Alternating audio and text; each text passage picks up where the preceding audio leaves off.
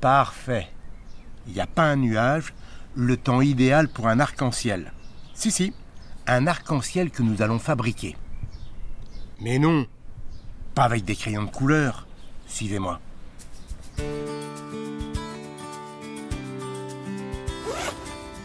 Et voilà, je suis prêt. Pour faire pousser un arc-en-ciel, il faut de l'eau sous forme de gouttelettes et du soleil. Enfin, la lumière émise par le soleil. C'est parti.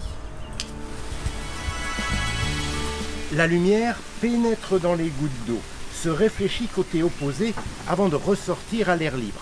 Chaque goutte agit un peu comme un miroir. Par conséquent, pour observer un arc-en-ciel, l'observateur doit se trouver entre le soleil et le rideau de pluie, le dos tourné au soleil et le regard orienté vers la pluie.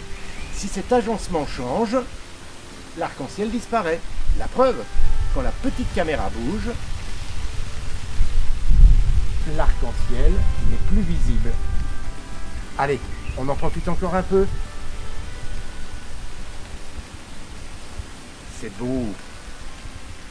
Alors d'où sortent toutes ces couleurs?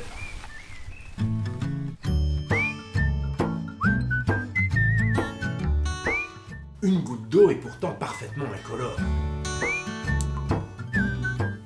En fait, la lumière émise par le soleil est blanche. Tous les spationautes vous le confirmeront.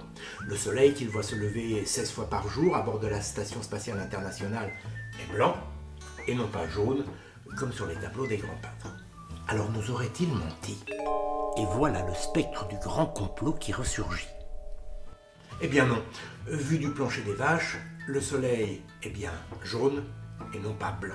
C'est parce que la lumière blanche est constituée de plusieurs couleurs, les fameuses couleurs de l'arc-en-ciel. Seulement, avant d'arriver jusqu'à nous, certaines ondes, celles qui correspondent à la couleur bleue, sont déviées et diffusées par l'atmosphère. Privée d'une partie du bleu, la lumière blanche tire sur le jaune. Mais revenons aux couleurs de l'arc-en-ciel. Quand elle pénètre dans une goutte d'eau, la lumière change de milieu. Elle passe de l'air à l'eau, puis de l'eau à l'air. À ce moment-là, elle est déviée. C'est un phénomène que vous connaissez tous très bien. Quand un bâton est plongé dans l'eau, vu de l'extérieur, il semble brisé parce que la lumière est déviée. Les ondes, qui correspondent aux différentes couleurs qui composent la lumière blanche, sont toutes déviées différemment. Le violet est davantage dévié que le vert, qu'il est davantage que le jaune, etc. Du coup, les couleurs sont séparées et elles sont toutes réfléchies dans des directions légèrement différentes. C'est ce qui donne naissance à un arc-en-ciel et permet d'observer le spectre de la lumière visible. Maintenant, un peu d'histoire.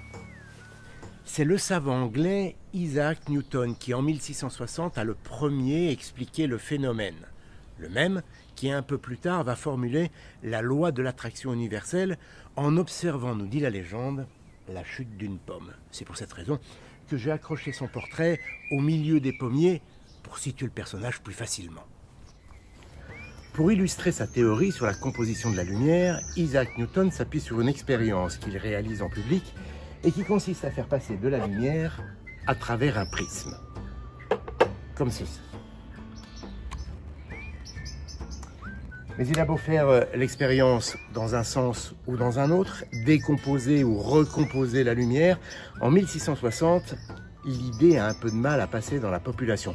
Surtout lorsqu'il explique qu'un arc-en-ciel n'est rien d'autre que l'illustration de ce phénomène. Pour convaincre ses contemporains, il imagine un petit disque qui depuis porte son nom et sur lequel il peint les couleurs de l'arc-en-ciel en le faisant tourner rapidement. Évidemment, à l'époque, il n'a pas de moteur électrique. Tout devient clair comme de l'eau de roche. Enfin, blanc comme du lait de vache. Violet, bleu, vert, jaune, orange, rouge. 6 couleurs, il en manque une pour compléter le spectre de l'arc-en-ciel, l'indigo. Alors pourquoi avoir ajouté une 7e couleur entre le violet et le bleu et pas une 8e entre le bleu et le vert, une 9e entre le vert et le jaune, etc., etc. Certains experts rappellent que Newton était également théologien. Or, le chiffre 7 dans la religion chrétienne est un symbole fort. Les 7 péchés capitaux, les 7 jours de la semaine, le 7e ciel. C'est peut-être pour cette raison que Newton a tenu à ce que l'arc-en-ciel soit composé de cette couleur. C'est le seul côté obscur de ce personnage des Lumières, mais qui n'a pas fait d'ombre à sa notoriété. Allez, à très bientôt pour une nouvelle capsule de Déconfiné Longo, et n'oubliez pas, nous sommes déconfinés, mais on reste en lien.